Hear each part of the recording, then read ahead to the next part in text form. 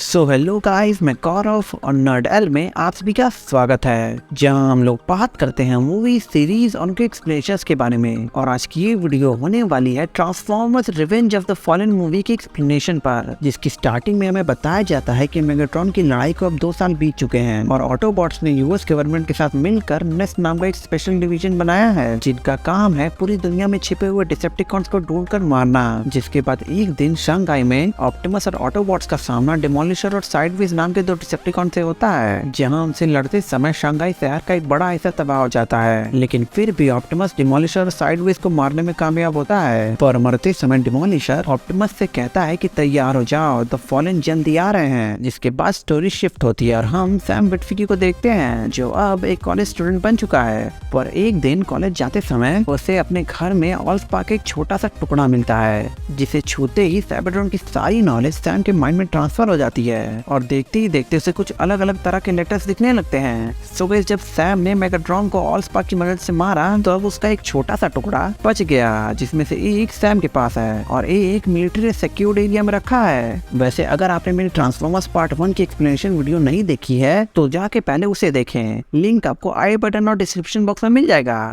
तो इधर सैम ऑलस्पा के उस टुकड़े को अपनी गर्लफ्रेंड मिकाएला को देकर कॉलेज की तरफ निकल जाता है। लेकिन इधर साउंड वेव नाम का एक डिसेप्टिकॉन यूएस मिलिट्री का डेटा हैक करके मेगाट्रॉन और ऑलस्पा के उस दूसरे टुकड़े की लोकेशन ढूंढ लेता है और फिर अपने वफादार डॉग रैवेज को उस टुकड़े को चुराने के लिए भेजता है, जहां उस टुकड़े को चुरा कर रैवेज एक शिप पर पहुंचता है और कुछ और डिसेप्टिकॉन्स के साथ मिलकर वो सीधे समुद्र के नीचे चला जाता है, जहां जाकर उन्हें मेगाट्रॉन की बॉडी मिलती है। जिसके बाद वो सभी ऑलस्पा के उस टुकड़े की मदद से मेगाट्रॉन को फिर से जिंदा कर देते हैं। जिसके बाद मेगाट्रॉन उड़कर अपनी डिसेप्टिकॉन शिप पर जाता है, जहां उसकी मुलाकात द फॉलन से होती है, जहां द फॉलन मेगाट्रॉन को ऑर्डर करते हैं कि वो ऑप्टिमस को मार दे और सैम विटविकी को पकड़कर यहाँ लाए, क्योंकि सैम के दिमाग में ही मैट्रिक्स ऑफ लीडरशिप की लोकेशन छपी हुई है। लेकिन इधर जब मिकाएला अपने गैरेज पर काम कर रही थी तो अभी वहाँ विली नाम का एक डिसेप्टिकॉन ऑलस्पा के टुकड़े को चुराने की कोशिश करता है, लेकिन मिकाएला उसे देख लेती है और पकड़ लेती है।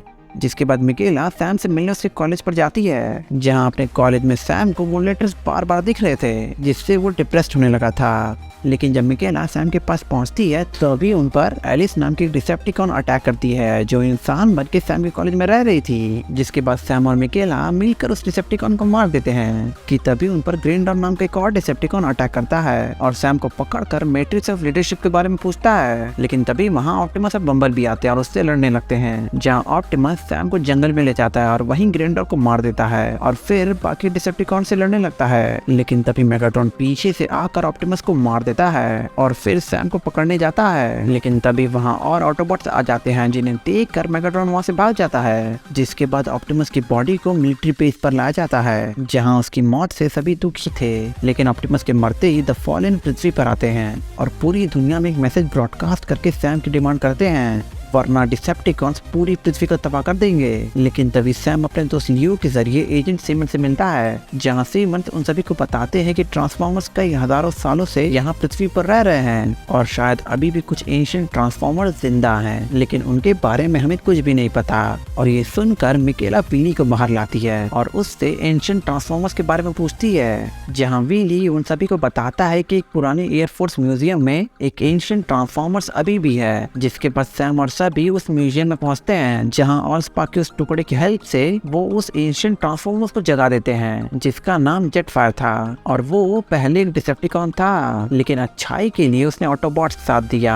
जिसके बाद जेटफायर उन सभी को इजिप्ट में टेलीपोर्ट करता है और उन्हें बताता है कि कई हजारों साल पहले जब साइबरट्रॉन एक बहुत ही एडवांस प्लेनेट था, तब सभी प्राइम्स ने मिलकर एक सन हार्वेस्टर नाम की एक मशीन बनाई, जो मैट्रिक्स ऑफ लीडरशिप नाम की एक की से स्टार्ट होती थी, जिसका काम था अलग अलग प्लैनेट से सूरज की पावर को एब्जॉर्ब करके ट्रांसफॉर्मर्स के लिए एनर्जी बनाना। लेकिन प्राइम्स ने इसका एक रूल बनाया था कि अगर किसी एक भी प्लैनेट पर लाइफ मौजूद होगी तो उसके सूरज को तबाह नहीं किया जाएगा। लेकिन फॉलन नाम के एक प्राइम ने इस रूल को तोड़ा और प्राइम से मैट्रिक्स चुरा कर पृथ्वी के सूरज को तबाह करने की कोशिश की। लेकिन सभी प्राइम्स ने मिलकर आखिर में द फॉलन को हरा दिया और मशीन बंद कर दी। लेकिन एक डर से कि कभी फॉलन फिर से वो मशीन एक्टिवेट ना कर पाए, इसके लिए सभी प्राइम्स ने अपनी जान देकर मैट्रिक्स ऑफ लीडरशिप को इजिप्ट में एक मकबरे में छिपा दिया। जिसके बाद जेटफायर सैम को उस मकबरे को ढूंढने के लिए कहता है, जहां उन लेटर्स को समझकर सैम आखिरकार पेट्रा में मैट्रिक्स ऑफ लीडरशिप को ढूंढ लेता है। लेकिन उसके छूते ही मैट्रिक्स ऑफ लीडरशिप डिसइंटीग्रेट होकर डस्ट में तब्दील हो जाता है। पर फिर भी सैम हार नहीं मानता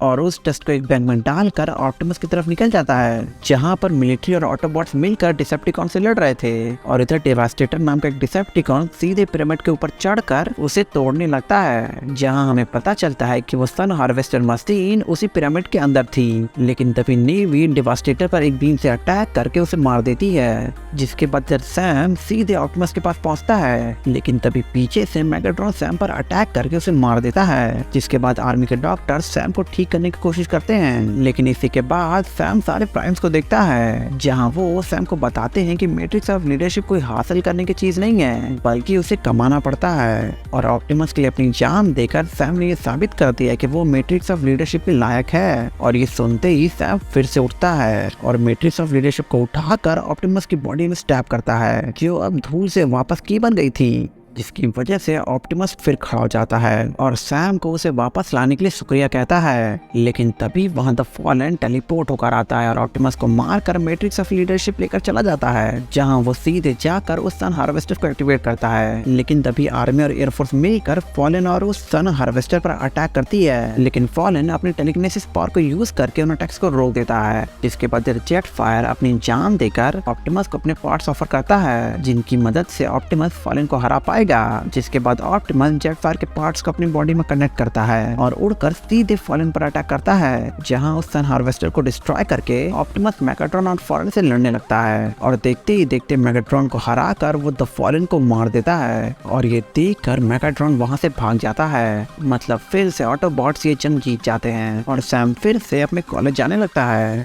so guys, transformers revenge of the fallen की कहानी यहीं तक थी, लेकिन अभी भी इसके और भी पार्ट्स बाकी हैं, जिन पर मैं वीडियो जल्दी लाने की कोशिश करूंगा। तो अब तक के लिए चैनल को सब्सक्राइब करके जरूर रखना। सो गाइस, होप सब वीडियो पसंद है। अगर पसंद है तो लाइक करो, शेयर करो और कमेंट करके मुझे जरूर बताएंगे वीडियो कैसा लगा। तो अब तक के लिए मिलता है एक नए वीडियो में।